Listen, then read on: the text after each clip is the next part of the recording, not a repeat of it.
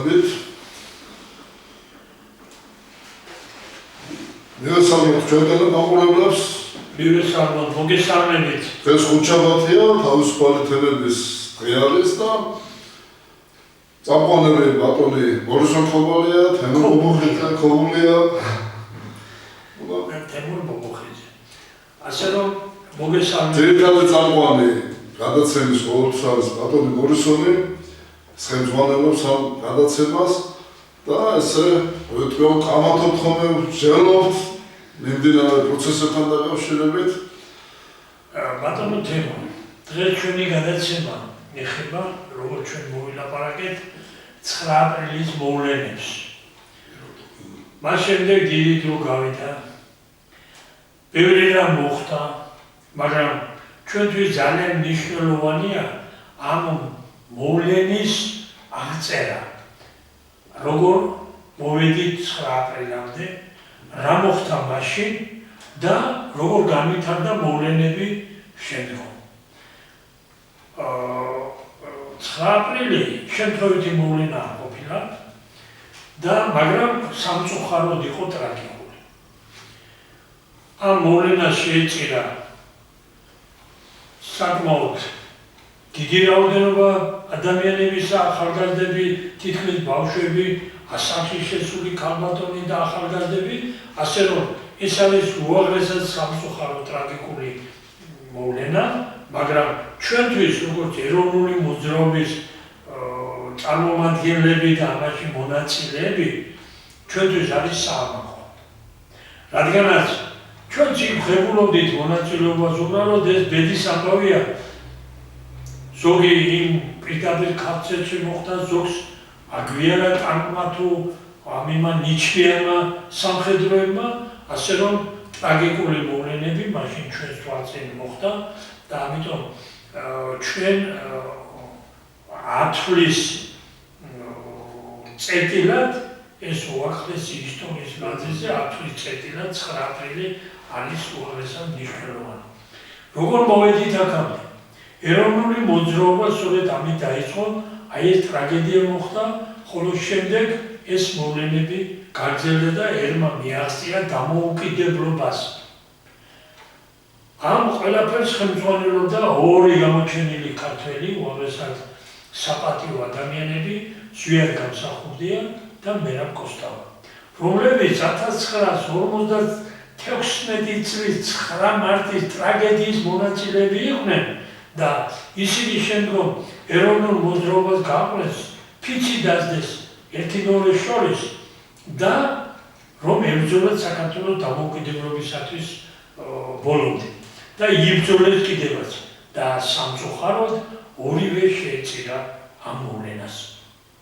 ეროვნულ მოძრაობას საქართველოს დამოუკიდებლობის მოპოვებას და დიდია ის, რომ საქართველოს დღეს არის დამოუკიდებელი ქვეყანა.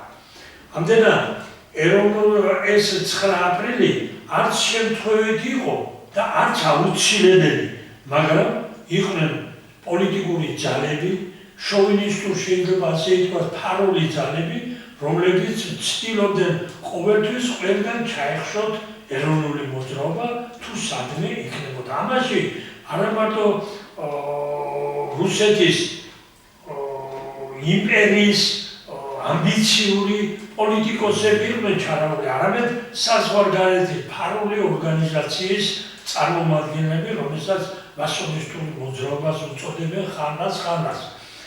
მაგრამ ვიცით, რომ ასეთი ძალები არსებობს და ამ ძალების, აი მსოფლიო მასშტაბის ამ ძალების წინააღმდეგ ხმა აღიმაღლა პატარა ქართველმა ერმა და ეს არის უაღრესად დასაფასებელი.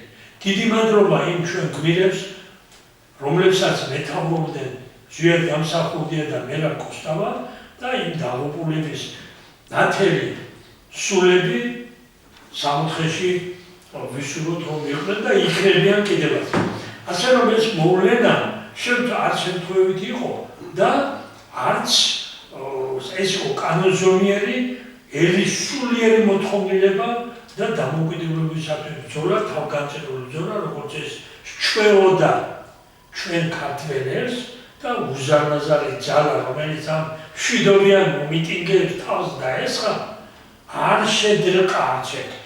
სიმღერით შეხვდა, ჩექვით შეხვდა, ჩვენი ახალგაზრდები იქ მონაწილეები, მეც იქ ვიდექი და აქედან გამომდინარე, ჩემ თვალწინ მოხდა ეს, არ ვიცი ბედის თუ იმის გამო, მე არ მოხვდი იმ ჯგუფში, სადაც აი ამ ტანკებმა გადაიარეს.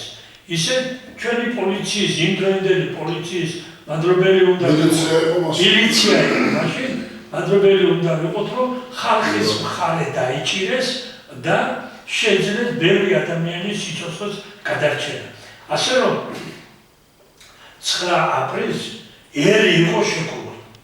ასეთი შეკრულ ერს ვერავინ ვერ დაამარცხებს ხალხო და ჩვენი დღევანდელი გადაცემის მთავარი მიზანია ჩვენ გავერთიანდეთ, ეროვნული სული გავაერთიანოთ და ვიბრძოლოთ დამოუკიდებლობისათვის მშვიდობიანად, სიყვარულით, ჩვენ სხვა ერების და სხვა ჩვეულებრივი ადამიანების სიყვარული და მათი ბედნიერება გამოსვლებს და ყოველთვის უნდა ვიბრძოლოთ ომისა და უბედურების წინააღმდეგ და უნდა აღვადგინოთ საქართველოში სამართლიანობა, ადამიანის დაღუპული უფლებები უნდა აღადგინოს. საქართველო უნდა იყოს ეროვნული, მაგრამ სამართლიანი სახელმწიფო.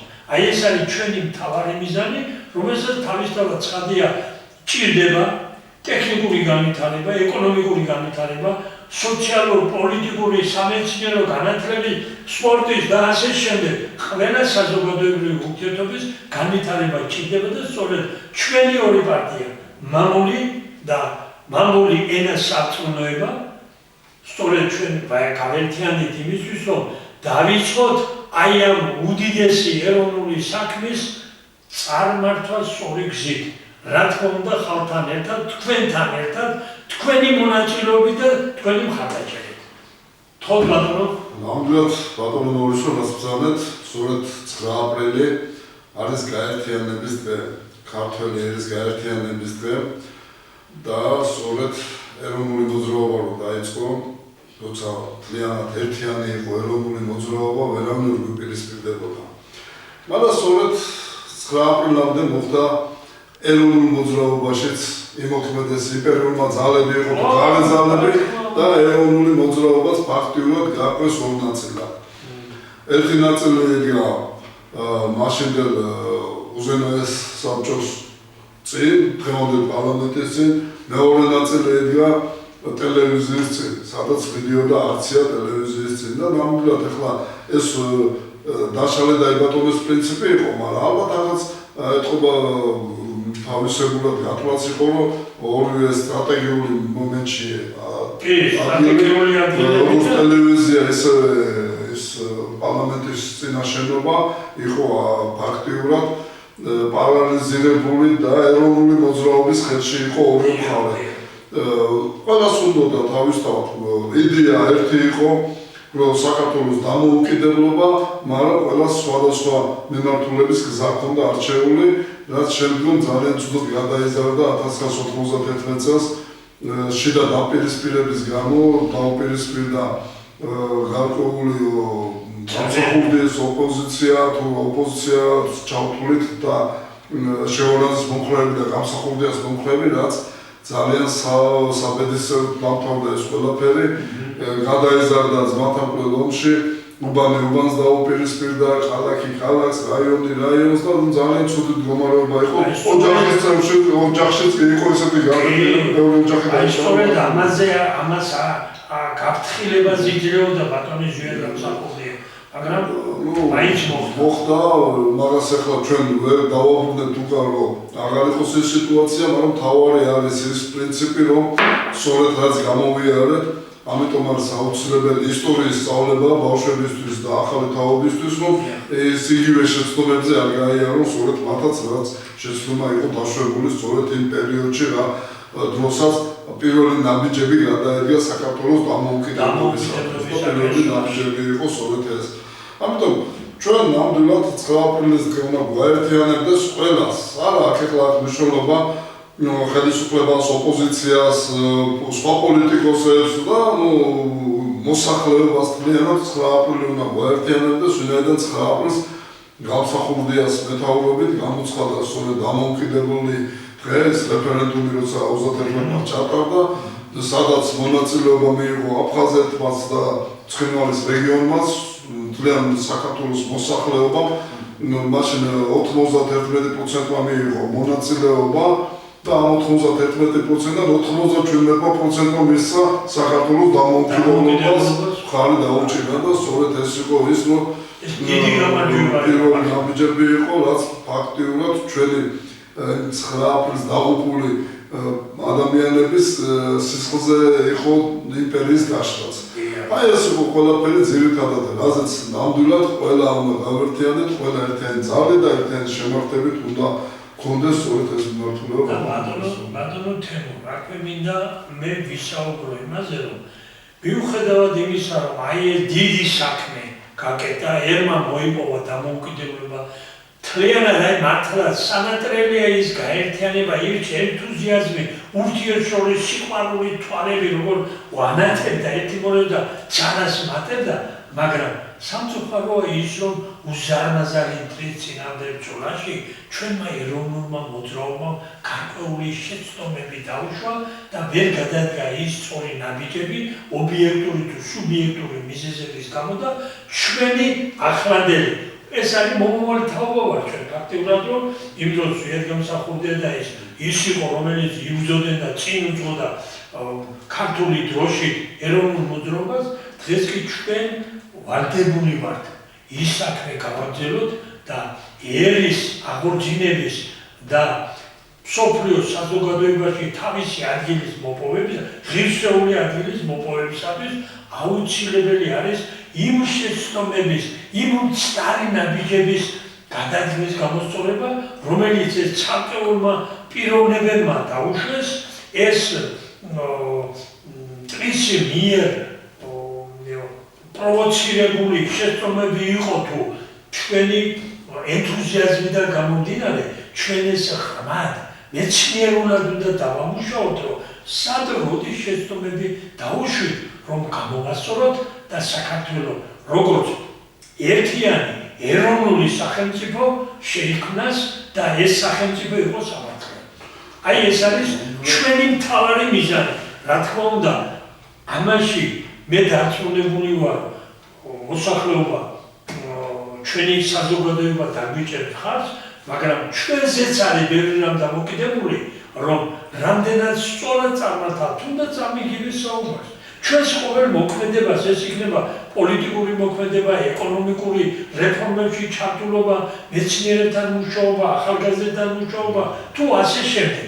ამიტომ ჩვენზე ძალიან დიდი ბევრი რამ არის დამოკიდებული და აი ჩვენ საზოგადოების წინაშე უნდა ვთქვათ, რომ ჩვენ ხელს ვკიდეთ ამ საქმეს, არა ენთუზიაზმით, არამედ მთელი ჩვენი გამოცდილებით და შევეცდებით ყველანაირად, თუნდაც სიცოცხლე დაჭირს, სიცოცხლის შეცდომა დაჭირდეს, ამას ჩვენ ბოლომდე მივიყვანთ. მაგრამ ჩვენც უნდა შევძლოთ, ჩვენ რომ შეცდომები დაუშვათ და გვეტყვიან, ჩვენი მოსახლეობა გვეტყვის, რომ ასე რომ მიდიხარ, ჩვენ უნდა დავუგდოთ ყური და საზოგადოების მაჯაზე უნდა გვედოს ხელი, რომ საზოგადოებრივი პულსი, როგორც მუშაობს, ისე გავუგეთ ჩვენი ერის საკეთილდღეობით.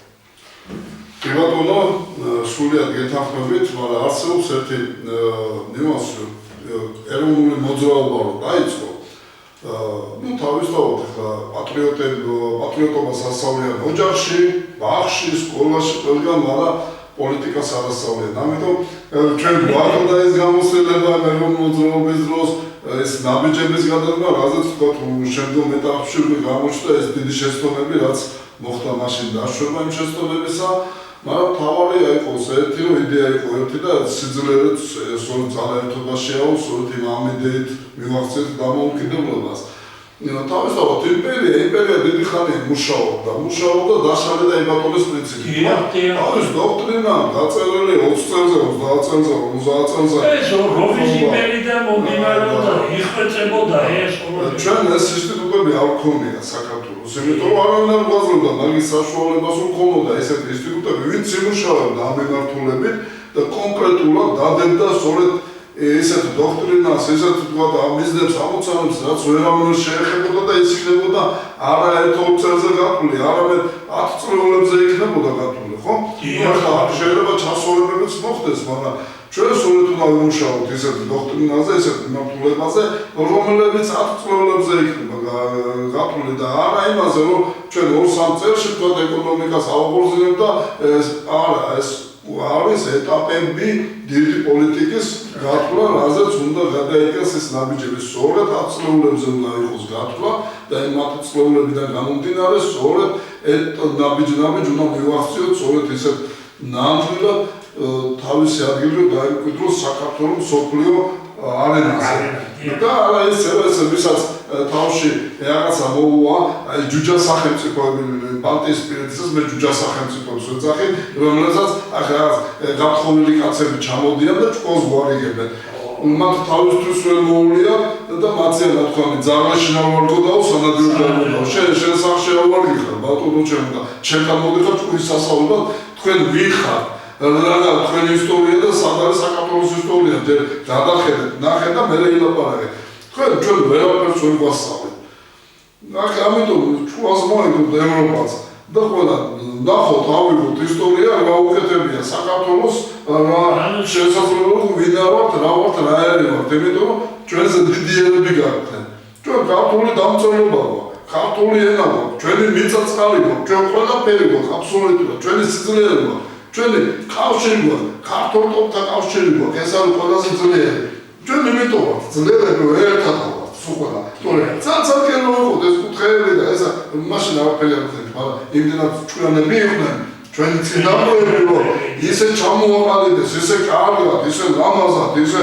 ბრძნულად თუ ამას ვერ დაარღვევენ ვერავინ ეს ამ გენებში გვაქვს ჩვენ უკვე გამჯდარი ეს ყველაფერი და ამას არ დიდი მნიშვნელობა ამიტომ სწორედ ეს არის საქართველოს სიძლიერე და საქართველოს ერთობა ამიტომ ბევრი ეცდებიან კი იქნება შურიც, ღალატიც, ოგმაც, ყველაფერი, მაგრამ ქართულს რომ გაუჭირდება, ყველა ერთად აღება მაშინ. ჩვენ რომ გქონდა ეს იდეით რომ გავერთიანდეთ, იდეით რომელიც 9 აპრილიდან გავგვაერთიანა სულ ყველა ერთად. თვითონ რუსეთის იმპერიაში მაცხოვრებლები ქართველებიც. იმიტომ რომ ისეთი დარტყმა იყო იმპერიისთვის, რომ მთელი სოფლიო აზანზარდა და მთელი სოფლიო ალაპარაკდა, რაც 9 აპრილს მოხდა. ეს იყო სწორედ ის ქართული გენის გამოძება, აი ქართულმა გენმა მთლიანად ერთად იფეთქა და სულ გახცეთ ამას ყველა. ბარანტე აი ეროვნული მოძრაობის იმ დღეებში და შემდეგაც და დღესაც კი ისმის ასეთი გამოთქვა ჩვენ მცირე ერი ვართ და რა შეგვიძლია რა გავაკეთოთ. ეროვნული სული მე მაგაში ბახოს არ გეტყვი. მცირე ერი ვართ, მაგრამ ყველაზე დიდი ერი ვართ. ახლა ცივილიზაცია ყველაზე დიდი ერი ვართ. სწორედ აი წარმოვიდგინე მე ჩვენ მინდა ფაქტით თქვა. მცირე ვიყავით ჩვენ იმ უზარმაზარი ძალით წინამდე რომელიც შეეცადა საქართველოსთვის გადაევლო ნიშნებით და ტანკებით. მაგრამ არც ერთი აი შემდგომ რომ ეს დააშალეს დაინგრეს და მეორე დღეს ეძებდნენ რომ რა იარაღით იცავდნენ ქართველები თავს. არაფერი დანაც კი ვერ იპოვეს იქ. თორა მაშინათი მთელი მსოფლიო აყრდებოდა ხედავთ აი ამას პისტოლეტი ქონდა იმას ავტომატი ქონდა იმას და ამიტომ გადავუარეთ. მაგრამ ჩვენ სწორედ აი ღირსება ჩვენი ამ 9 აპრილის ის არის რომ ჩვენ შიშმელი ხელებით სწორი იმით მიდგომით მოუგეთ აი ამ უზარმაზარ იმპერიულ ძალას და დღეს როდესაც ჩვენ აი დღევანდელიც გავიხსენოთ როდესაც ერის სულიერი მოთხოვნა ხელისუფლება გააჟღერა და თქვა ჩვენ არავის კარნახით არ ვიცხოვრეთ ჩვენ ხელისუფლება ხო თქვა ამას წინა და იმ არჩევნებს სწორედ იყო მშვიდობიანად და აი იმითი ვიბრძოლოთ და ამაში ჩვენ მხარს უჭერთ და დაუჭერთ ყოველთვის ასეთ ინიციატივას, მაგრამ ჩვენ გვაქვს უფრო უსწრული ეკონომიკაში, ტექნიკაში და განათლების სისტემაში, სპორტში როგორც იქნა დაიწყო ამოქაჩო ამ იმების და აი აქედან გამომდინარე ჩვენ აი ამას ყველაფერს მუშაობთ, აი როცა გამოვდივართ ჩვენ არ გამოვდივართ ისე ზერელე და გააზრებული გვაქვს რას ლაპარაკობთ, რა გვინდა შევთავაზოთ, რა თქმა უნდა, ამაში შეიძლება ხარვეზებიც იყოს, მაგრამ თქვენი მაყურებლის იმედი გვაქვს იმისი, რომ ის ხარვეზები თქვენ უნდა შეგვასწრებინოთ, თქვენ რა გიჭირთ, რა გიხსნით, როგორ ხედავთ, როგორ შეიძლება ქვეყნის აღორძინება ეს ერთობლივად უნდა გავაკეთოთ. აი ეს არის ჩვენი მთავარი მიზანი და ინტერესები. ნამდვილად, სწორედ ამ მიზანსა და ინტერესებს ჩვენ უნდა დავუკავშიროთ, სწორედ ის ნაბიჯი, რაც უნდა გადაიღოს პირველ ეტაპზე. ეს არის, რომ საქართველოში აღარ უნდა იყოს შვიდობიანი მიტინგი, როცა ტარდება, ის უნდა იყოს შვიდობიანი მიტინგი და არა მასხალები და შუშხუნები და მოლოტოვის კოქტეილები, სწორად შვიდობიანი, სწორად ეს იყო, რაც მძალეთ, რომ შვიდობიანი რო იყო ეს მიტინგი და ვერაფერი ერთი სადღაცა ჯოხი იპოვა პატრიოტმა ადამიანმა და ტანკს ეთქინებოდა ტანკს ახლა ეს ჯოხი და ესეთი მიტინგები არ უნდა არსებობდეს და ყველაფერს თავის ადგილი აქვს, მშვიდობიან გამოსვლასაც და ძალადობრივ გამოსვლასაც. სწორედ აი მაპატიეთ ბატონო თემურ, სწორედ ამიტომაც ჩვენ გვინდა შევიმუშაოთ კონსტრუქციული წინადადებები, რომელიც შევთავაზოთ არა მარტო მთავრობას, არამედ ხალხს. ჩვენ ხალხი თუ მოიწონებს, მაშინ მთავრობა რა უფლება რო არ მიიღოს და არ განახორციელოს ის.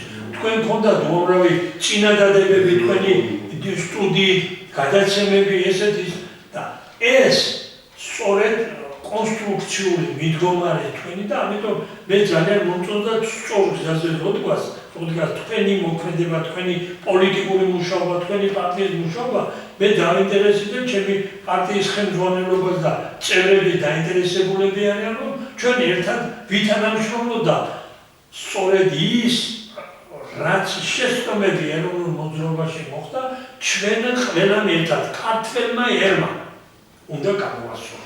კი ბატონო ნურსონ, ერთ-ერთი წინადადება იყო, მე მივაწოდე რამოდენიმეჯერ, რომ პარტიები არ დაფინანსდებოდეს ბიუჯეტიდან. პარტიების დაფინანსება უნდა მოხდეს საწერო ანარიცხებით, შემოწირულობით. და სწორედ ეს გამოთავისუფლებული თანხა, რომელიც ბიუჯეტის ფინანსდება პარტიები, ესენი უნდა წავიდეს სწორედ სპორტული განვითარებისთვის, ჩვენი ახალგაზრდობის განვითარებისთვის, რომელიც შეეშვება ნარკომანიას, ხულიგნობას, ყაჩაღობას, ჩაერთვება სპორტში და მათი წარმატებით ყველა ქართველი ამაგებს, ყველა ქართველის დღესაც ვამაყობთ, იგივე ყვარაცხელია, მამარდაშვილი, მოჭიდავეები, ძალოვანი სპორტული იმდენი არიან, ჩვენ უკვე ვერცხლისა და ბრინჯაოს მედლებს აღარ ვითვლით, იმიტომ რომ უკვე ჩვენი მედლად გავანებულებ ჩვენმა სპორტსმენებმა მხოლოდ და მხოლოდ ოქროს მედლებზე ვართ და გვინდა უფრო მეტად განვითარდეს, ამიტომ ეს თანხები სწორედ უნდა გადანაწილდეს და წავიდეს სპორტის გასანვითარებლად.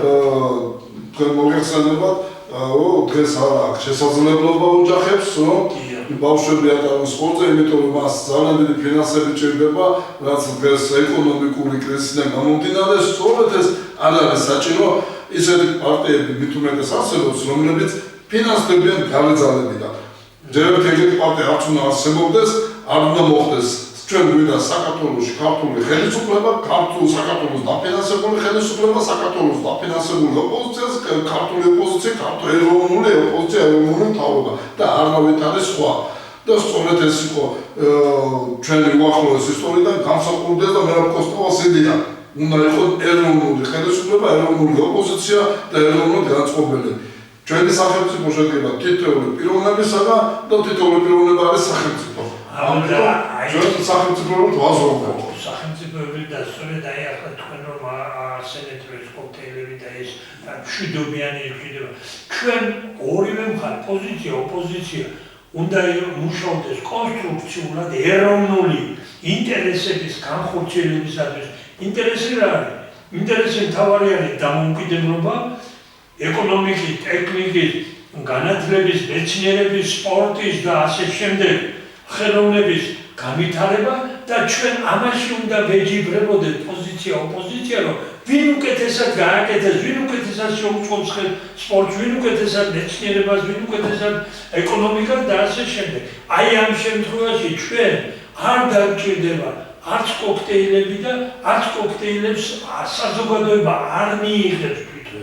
მე ასე მგონია და ჩვენ ამ მიმართულებით მუშაობთ, ჩვენ ყველაფერი უნდა გავაკეთოთ მეცნიერული კვლევებით, დასაბუთებული არგუმენტებით და ის ხარვეზები, რაც ჩვენ აი ამ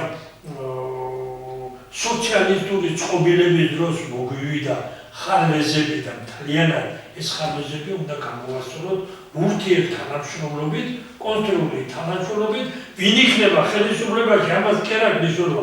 რამდენად კონსტრუქციულად იმუშავებს პოზიცია, ოპოზიცია, ქვეყნის და ერის სასარგებლოდ. აი ეს მინდა ჩვენ ყველაზე დღეს ოპოზიციას და ხელისუფლებას სკამებზე ებრძვია.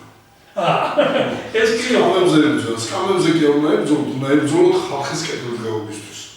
დღეს გამოდიან და არჩევნების დროს არ მინახია რომელიმე ოპოზიციურ პარტიას გამოეტანა პროგრამა მოსახლეობისთვის რომ რას პირდება. არა, ეს არ ვარდა, ეს ცუდია. კი ბატონო, ცუდი ყველა. თქვენ კარგი რა.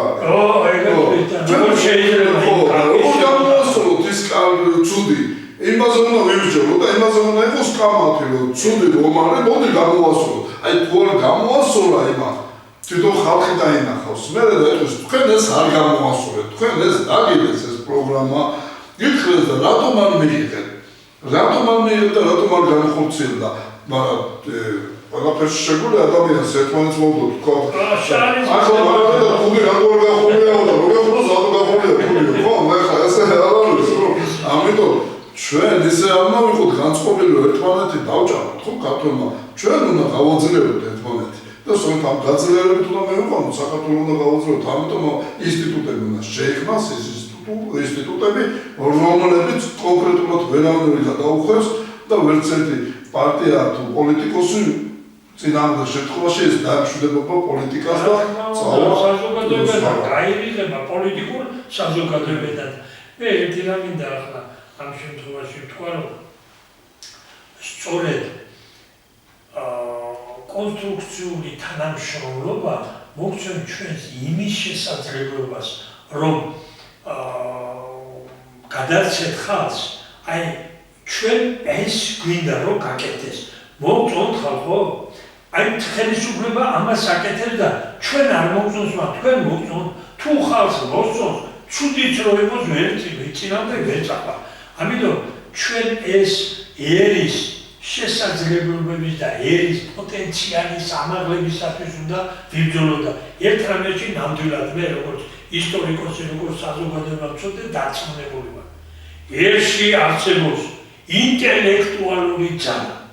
ინტელექტუალური ძალა და წარმოიდგინეთ თქვენ ჩვენი პატარა ერმა არა მარტო შოთა რუსთაველი გაზარდა, არამედ მსოფლიო მმართველი სტალინის გარდადა. ვინ რას ლაპარაკობს ამაზე, ეს კი არ არის მთავარი.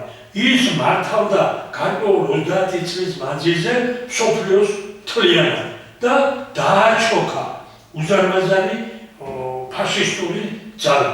ასე რომ ჩვენ ეს თუ გავითვალისწინებთ, მე ახლა ინტელექტზე მაქვს საუბარი თორა გამოდის ახლა წიგნები, საოცარი წიგნები გამოდის, რომელსაც ახალგაზრდები ალბათ არ კითხულობენ, მაგრამ ეს სწორედ ეს წიგნები უნდა შევაყაროთ ჩვენ ახალგაზრდებს. ან უნდა შევქმნათ ისეთი ჯგუფები, სადაც ამ წიგნების გარჩევა იქნება.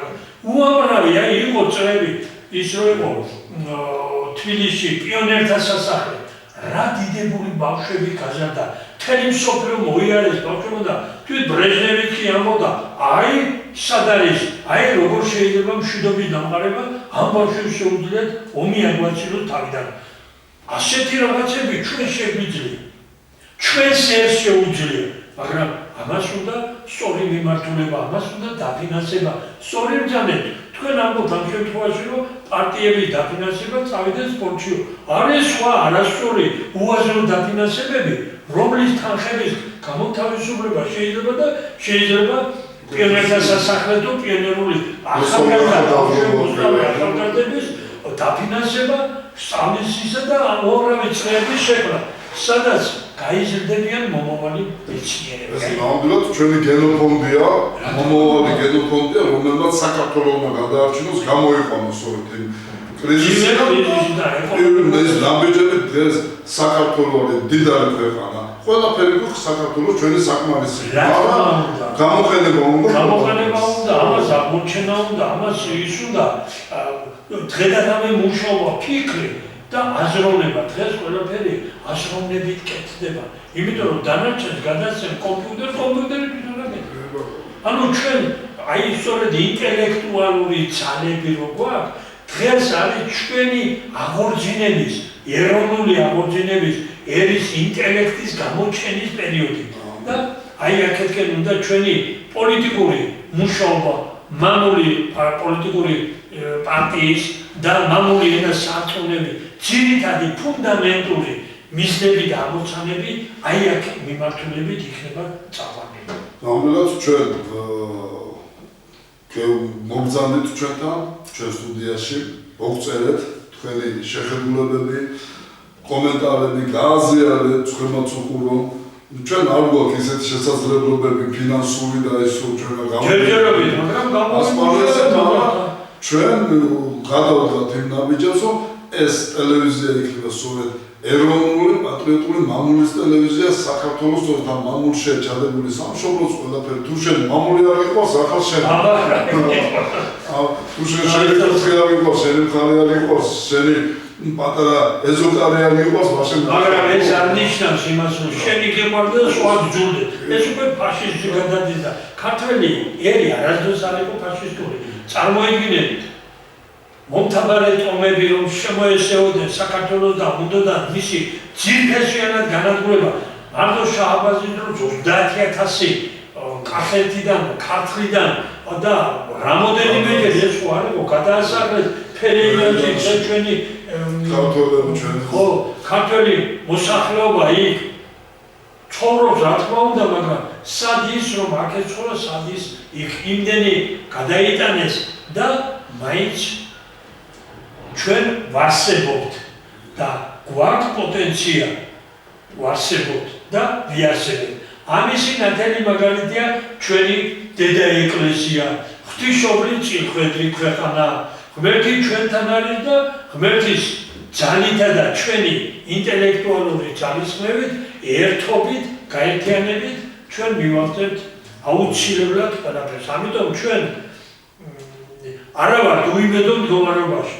არა ვართ კატასტროფულ მდგომარეობაში ჩვენ როგორც ერი მაგრამ კატასტროფულ მდგომარეობაში არის მსოფლიო წარმოიდგინეთ თქვენ აი ისეთი კატასტროფული მდგომარეობა რომ განგაშის მეოცე საუკუნეში გაერთიანებულმა ერებმა განგაშის საუკუნე გამოაცხადეს 21-ე საუკუნე დაღუპვისაკენ მიდის ამაზე ბევრი დიდი მსოფლიო დონის მეცნიერები ამბობენ მაგრამ რატომღაც პოლიტიკოსები ამას არ უსმენენ ჩვენი პოლიტიკური პარტია არათუ მოусმეს, არამედ დღე-დღე ჩვენ მუშაობთ, რომ იმათი აზრები როგორმე აქ ჩვენ შემოვიტანოთ და გამოვიყენოთ ჩვენ პოლიტიკურ ზონაში, სტუდიაში და ქართველი ერის აღორძინებაში. ასე სოფლიოს გადაარჩენს ქართველი, ხო?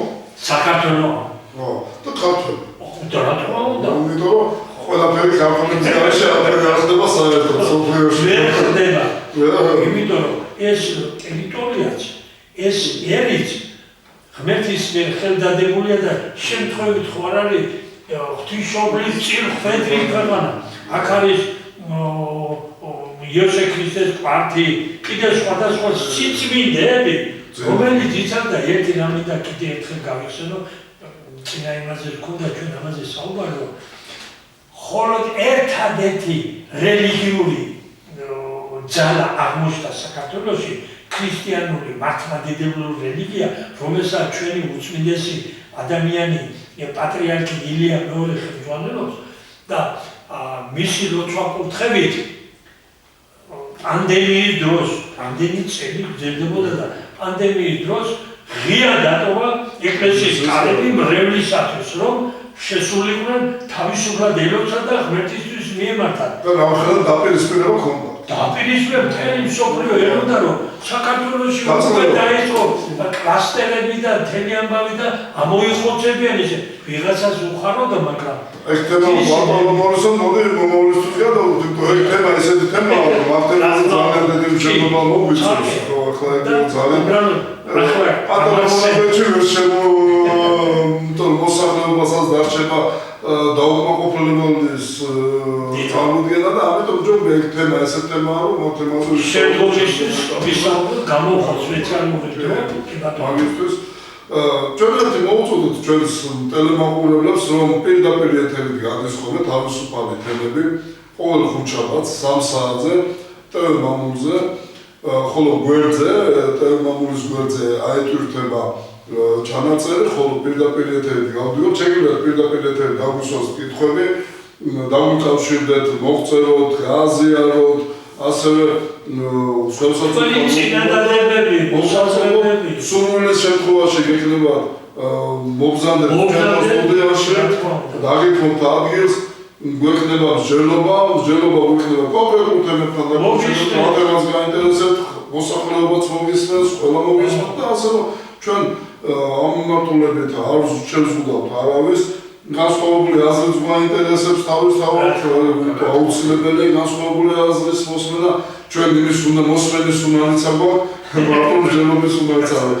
მოსმენის უნარი ბევრს არ შეგვიძლია მოусმინონ და შაბათ კვირას კიდე აიტვირთება YouTube-ზე, მთელი კვირის ჩანაწერები გავახსნა შაბათ კვირაზე, შეგიძლიათ YouTube-ზეც უყუროთ ჩვენს გამოსვლას. ამიტომ მოგმართავთ, რომ მიიღოთ აქტიურად მონაწილეობა ჩვენს მაყურებელს და ჩვენც მაყოფილები ვიქნებით და თქვენც მაყოფილები იქნებით, ჩვენთვის ეს იქნება უკვე დადებითი და თქვენი აზრის მოსმენას ყოველთვის გავეთვალისწინებთ. უმეტესი მადლობა მსმენელებს, ჩვენს საზოგადოებას და დროებით მომავალ შეხვედრამდე.